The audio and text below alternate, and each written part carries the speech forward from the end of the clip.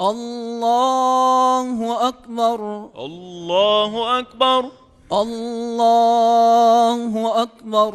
الله أكبر. الله أكبر.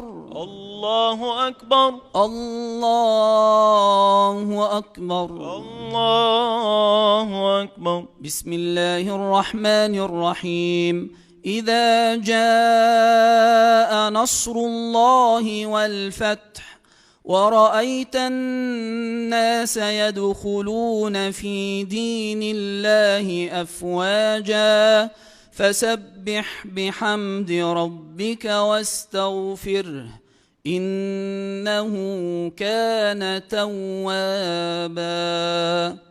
الله أكبر. سمع الله لمن حمده. ربنا ولك الحمد. طبعا الموقف ما يضحكش، بس هحكي لك نكتة كده.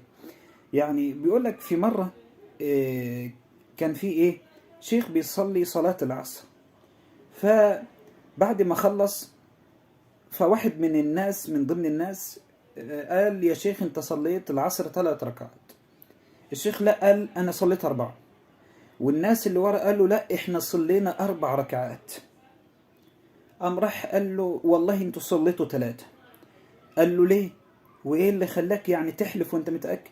قال لي لانه في كل صلاة صلاة عصر او صلاة ظهر انا بقى او في صلاة العشاء انا بحسب الحساب بتاع ال4 محلات اللي عندي.